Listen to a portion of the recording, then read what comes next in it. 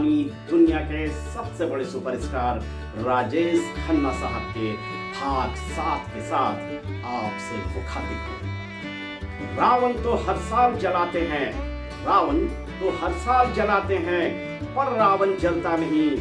जला दे इस दौर में जो चरागे मोहब्बत, जला दे इस दौर में जो चरागे मोहब्बत, खुदा से वो कम होता नहीं। ऐसे ही रोशन खुदा समान व्यक्ति थे हमारे राजेश खन्ना साहब। बात फिल्म कुदरत के निर्माण के दौरान की है। चेतन आनंद साहब चंद्रशेखर गाडगिल की आवाज को बहुत ज्यादा पसंद नहीं कर रहे थे। वो चाहते थे कि रफी साहब सुख दुख की हर एक माला जैसे गीत को वो गाएं।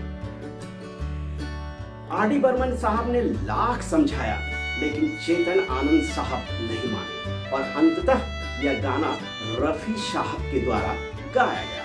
लेकिन रफी साहब जितने उम्दा कलाकार थे, उतने ही उम्दा इंसान भी थे। जब उन्हें पता चला कि यह गाना चंद्रशेखर गाडगिल जैसे नए कलाकार द्वारा पहले ही गाया जा चुका है, तो उन्होंने अंतिम अंतरे को गाने से मना कर दिया और स्टूडियो से बाहर निकल गए। लेकिन आर.डी. बर्मन साहब ने चेतन आनंद के सामने यह शर्त रखी कि ठीक है, यह गाना रफी साहब की आवाज में फिल्म में रखा जाएगा, लेकिन ऑडियो में चंद्रशेखर गाडगिल साहब की आवाज ही रहेगी।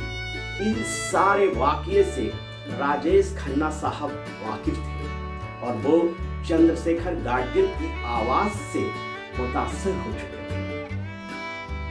उस समय तो राजेश खन्ना साहब ने चेतन आनंद साहब की बात मान ली, लेकिन आगे चलकर जब अशांति फिल्म का निर्माण हो रहा था, तो उसके एक गीत शक्ति दे मां को राजेश खन्ना चाहते थे कि ये गाडगिल साहब की आवाज में फिल्माया जाए। बहुत लोगों ने राजेश खन्ना साहब को मना किया कि ये गाना या तो चंचल साहब गाएं या रफी साहब, लेकिन राजेश खन्ना साहब टस से मस नहीं थे।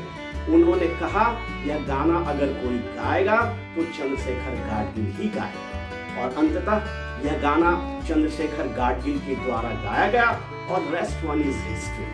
और काका साहब का अनुमान सच हुआ कि आने वाले समय में यह गाना एक कल्ट सॉन्ग होगा। और हम सभी वाकिफ हैं कि आज भी शक्ति दे मां जैसे गाने बखूबी श्रोताओं के द्वारा सुने जाते हैं। तो ऐसे थे हमारे राजेश खन्ना साहब।